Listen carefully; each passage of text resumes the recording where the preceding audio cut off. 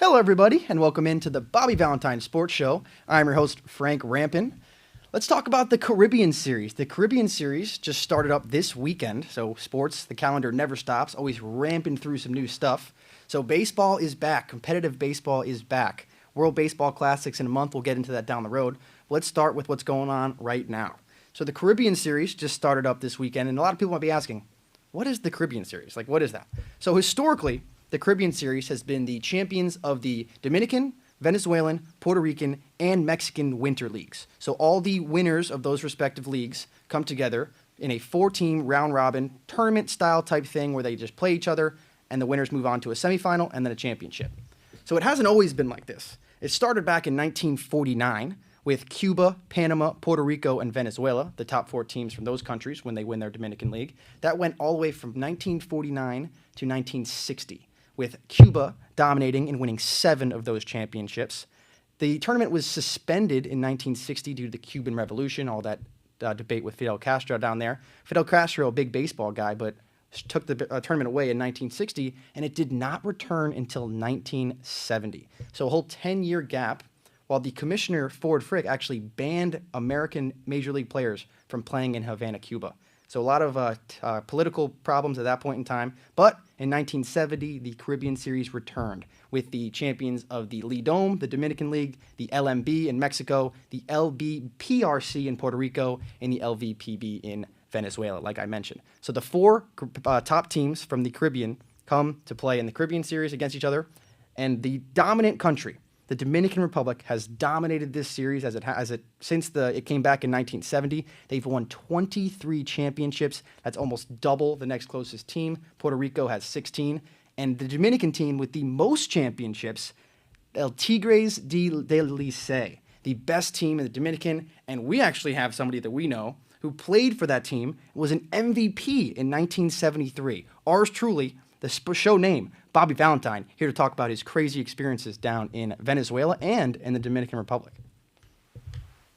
So we have our 1973 Caribbean Series MVP here, Mr. Bobby Valentine. Bobby, how you doing today? Frankie, good to be with you. Thank you very much. Caribbean Series is on the MLB network as we speak. Yes, it is. Always good to talk with you, Bobby. Thanks for coming. And I just wanted to talk a little bit about your experiences playing in the Caribbean Series. I know you've played in it multiple times. So what was your experience playing down there? Well, Frankie, hey, when I was wearing this uniform here for the Dodgers in 1970 during the winter, I went to Venezuela with Tommy Lasorda and Bill Russell. And, you know, we young guys got the experience of the lifetime to play in winter ball. So my first experience was in Caracas, and the next year I went to the Dominican Republic, and I played for Licey. I played for the Leones of Caracas the year before.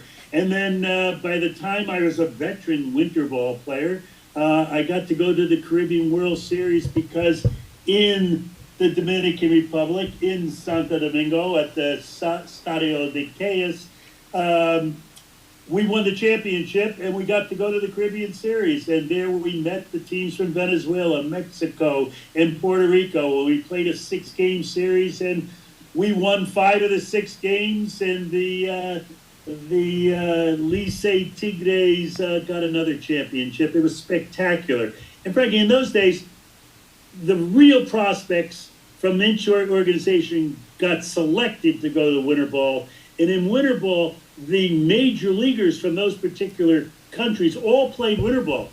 I made more money playing in the Dominican Republic than I did playing for the Los Angeles Dodgers, and I only played 2 months in the Dominican and 6 months in the States. So it was a spectacular experience. I mean, that's just an incredible thing to think about, Bobby. When you look at these massive contracts that these guys are signing nowadays, just think about that. One of the up-and-coming stars for the Los Angeles Dodgers, playing in the Dominican League, in the Venezuelan League down there. You're making more money in 2 months than you're making in an entire baseball season playing in the major leagues. That's just crazy to think about nowadays, but wow, just unbelievable. Yeah, and that was all the guys. You know, that was Garvey and Russell and Huff and Peshoric and Buckner and, you know, all the top prospects of the Dodgers were selected to go to winter ball. Not always the same team because the same team only had so many spots, so they went to different teams. And, the big rivalry down in the Dominican Republic was Licey against Escogido.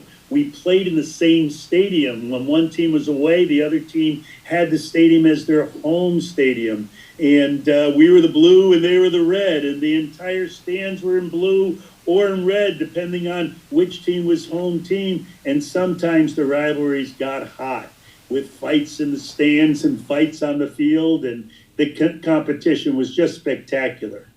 And I know you have some experience in Japan, obviously, as well, but these international fans, they don't mess around out there. They all got their instruments, they're playing music, they're betting on every single pitch. They are active in those games down there. It must have been a lot of fun playing in those crazy environments. Yeah, we served beer mostly in the 70s in the stands in the States, but they served every kind of alcohol you can imagine, especially rum. And the heated rivalries got heated in the stands, too.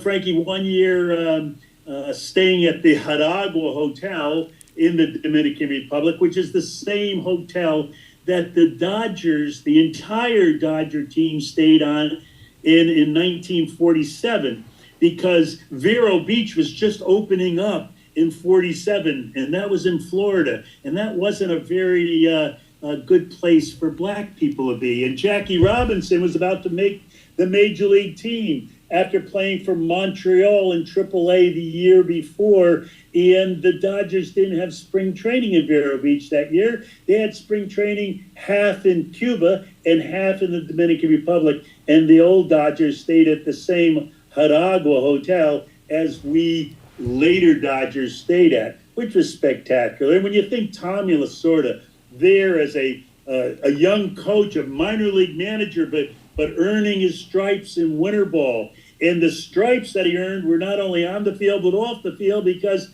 The Godfather was being filmed there in 1974, Godfather 2. And there's a part where the military's involved, and instead of filming in Cuba in 74, they filmed in the Dominican Republic to look like Cuba.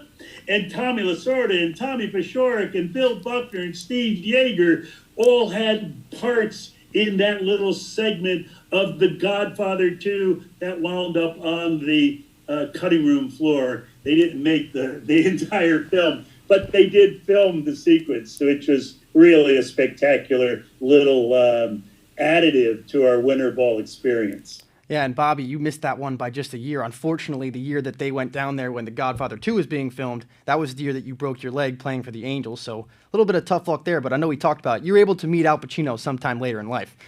Yeah, I met Al Pacino, and, you see him there as a young guy smoking a cigar, and, the stories that we all developed. The Jaragua had a casino right in the lobby of it. Now it has a very big casino, but it had a small casino.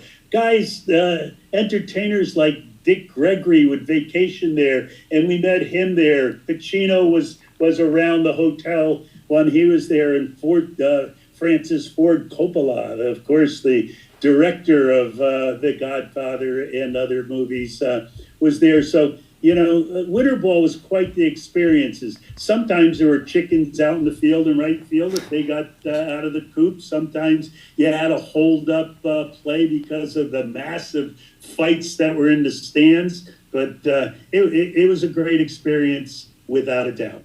And some legendary players played there. Rod Carew, Roberto Clemente, David Ortiz, Miguel Cabrera, just legends on legends on legends played in these winter leagues and also in the Caribbean series. So just awesome to see the history and how much connection you have over it as of this time. Because especially you mentioned the Jackie Robinson connection, stayed in the same hotel as him. Maybe you slept in the same bed as him. And Jackie Robinson also but grew up lived in Stamford. Yeah, he bought a home in Stamford, Connecticut after he retired. And we'll have a story about that someday on your podcast too. But talking about the Dominican, I played on teams with guys like Manny Mota, who was a spectacular hitter, Enrico Cardi, and Jesus Salou, and Pedro Borbon, and Cesar Geronimo. And against us were guys like Cesar Cedeno, who happened to be one of the best players that I ever saw play. And then he had an incident during an off season that kind of soured his career.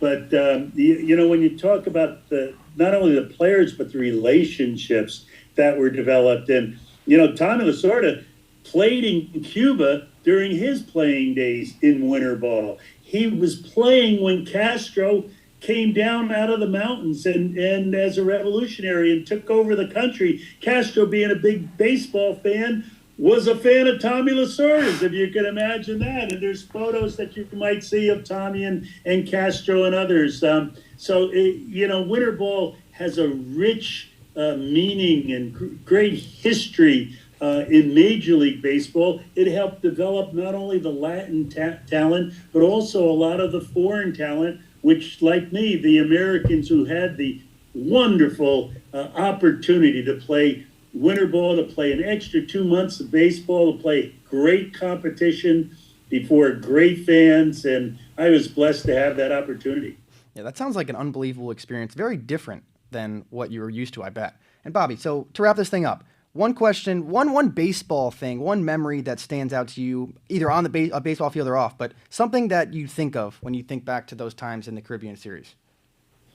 Wow. Well, our biggest rivalry was with the Aguilas, and they played in Santiago, which is the inland capital of the Dominican Republic. We were out on the coast, right on the Caribbean Ocean. Our hotel had a beautiful view, and we'd have to drive the 2 hours to get to play in Santiago. Well, when the finals came around and we were battling to see who would win the championship, our car was stopped in the middle of the road in Santiago because the fans were lining the streets and blockading the road that we were trying to drive on to get to the stadium. They were all waving their flags and cheering the chairs, wearing their yellow because we were the blue.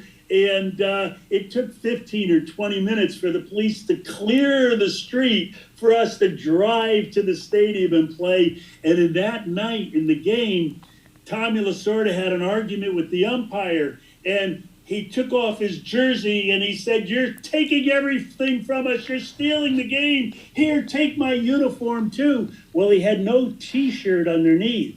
And after the game, the game that we won, the police came into the clubhouse and arrested him because it was illegal at the time to be bareback in public in the Dominican Republic. What? And he was in jail, and Jesus Alou, one of the great brothers of the Felipe and Matty Alou family of Major League Baseball, had to talk a judge out of bed at 3 a.m. to go and get Lasorda out of jail so we could drive back to Santo Domingo. It was a cool experience. Jeez.